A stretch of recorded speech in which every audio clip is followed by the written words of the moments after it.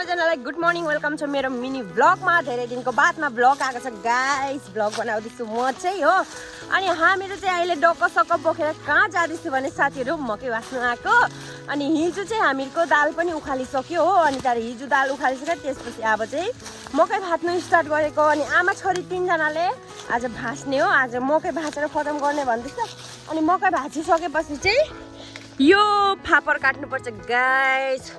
फापर पनि पाकिसकेको छ। अनि हात्ती आयो अरे नि त, मकै त त्यति पाकिसकेको छैन। अनि गणेश बाबा आएको छ अरे। अनि त्यही भएर चाहिँ हामीले मकै आयो भाँच्दैछु। काँचो काँचोमै मकै भाँच्दैछु हो। आमा चाहिँ अघि आएर भाँचिसकेको छ। आमा मेरो उ त्यो नाम्रो उयो छोटो भयो, माथि पुटुक्कै आउँछ लामो यो। अनि बोक्नु अप्ठ्यारो हुन्छ। अनि यता आमाले अब मेरो नाम्रो छोटो पारिदिन्छ। अनि यता कालीमाई चाहिँ गाइस हेर्न सक्नुहुन्छ,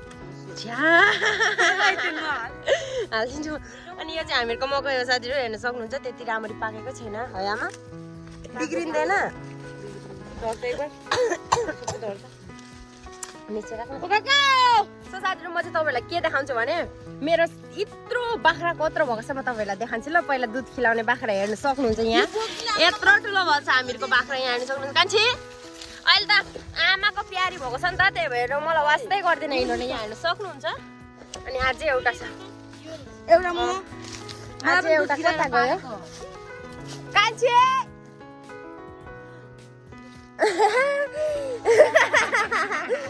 यो बाख्रा चाहिँ यति उयो भएको छ कि प्याउले भएको छ कि गाइस। यहाँ हेर्नु आमाको पछि हिँड्छ।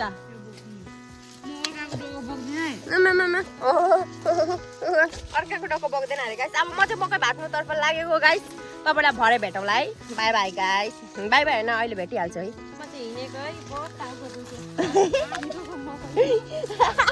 आधी दोको मकै छ भनेर आफै जाँदैछ गाइस। म चाहिँ हिँडेको अरे। आमाको चाहिँ भर्ती त्यो टाउको दुख्यो अरे नि त, भर्ती अलिकति मात्रै छ भर्ती हुनुको लागि। तर पनि टाउको दुखेर अनि गयो आमा चाहिँ। अनि कालीको बल्ल भर्ती हुनु पनि भएछ, भर्ती पनि भएको छैन। अनि मेरो चाहिँ खै कति भएको छ थाहा छैन। भारी त भारी लाग्दैछ। आमा त गयो। ऊ आमा हेर, कान्छी पछि पछि आयो। ला कान्छी ला ला ला, मान्दैन है। आमाको प्यारी भएको छ अहिले। कसरी देखाइदियो त।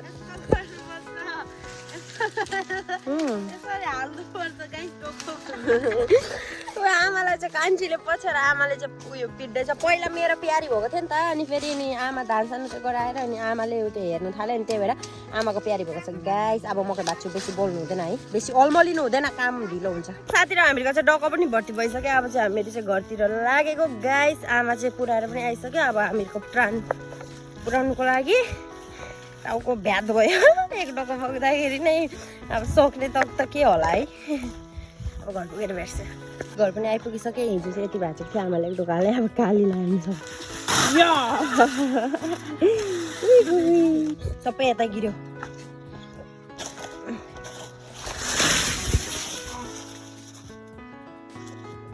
पहाड धस्का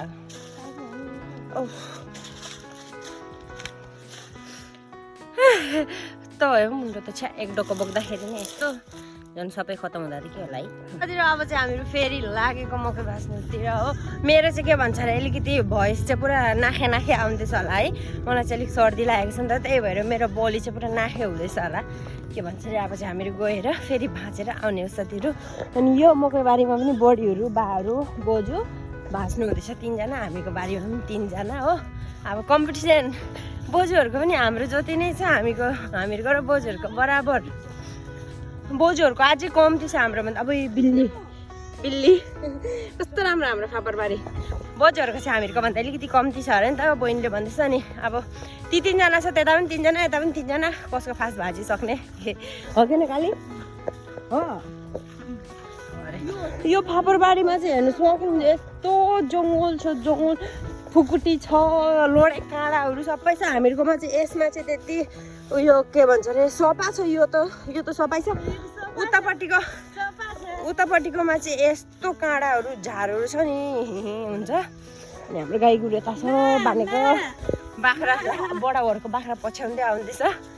गरम भयो गाइस अब फेरि मकै भाज्छु आमा उता भाँच्दैछ अब हामीहरू पनि भाँच्ने हो साथीहरू हामीहरूको चाहिँ मकै पनि भाँचिसक्नु आँट्यो यहाँ हेर्नु सक्नुहुन्छ सकियो भन्दा हुन्छ यता मात्रै छ सबै सक्यो हामीको मकै पनि अब फापर मात्रै छ तोरी र फापर गाइस आमाले काट्दैछ यता म काली चाहिँ आएन उयो के भन्छ अरे खतम हुन आँट्यो नि त दुईजनाले खतम हुन्छ भनेर काली आएन अब म र आमा भाज्ने हो त्यहाँबाट घर जाने हो गाइस साथीहरू मकै पनि भाँचिसक्यो फाइनली गाइस हेर्नु सक्नुहुन्छ मकै भाँचिसक्यो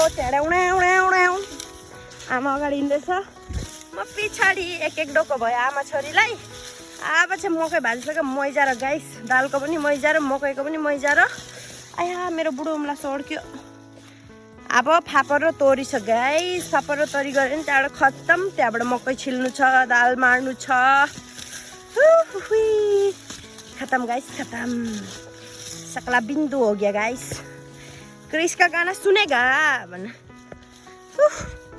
घर पुगेर भेटौँला है कतिले घर पनि आइसक्यो म चाहिँ ओछ्यानमा ढल्किरहेको छु कालीहरूको ओछ्यानमा म यहाँ टाउको दुखेर मर्नु आँटे गाइस के करेगा अब एकछिन सुत्छु त्यहाँबाट उठेर नुहाइधुवाइ गर्छु फापर काट्नु जान्छु जानु थाहा छैन आमालाई थाहा छ भरे देखिहाल्नुहुन्छ तपाईँले गयो भने है त सो साथीहरू बाउले चाहिँ माछा मारेर ल्याएछ यहाँ हेर्नु सक्नुहुन्छ माछा म चाहिँ माछा केलाउँदैछु गाइस माछा कालीले भिडियो गरिदिँदैछ अनि माछाको अन्द्रा निकाल्दैछु गाइस हामीहरूकोतिर गाइस गणेश बाबा आएको छ गणेश बाबा पुरा जङ्गलतिर खडम कुम गर्नु थाल्दैछ अघि त पुरा क्रम गर्दै थियो है मिलिदिले त्यस्ता अब के हो साला मान्छे पो हरायो भने राइको अरे को मिलिदिनु हानु हो नि प्ला म त्यसको हेर्नु पर्छ छा यहाँ त ज्याकेटको सेट याले देखो ना गाइस देखो ना देखो मछली मिला है हम लोग को गाइस देखो ना देखो देखो गाइस देखो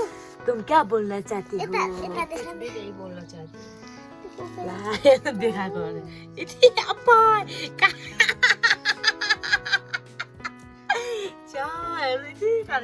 देखो ना मम्मी देखो ना मछली मिला है हम लोग को देखो ना मम्मी देखो ना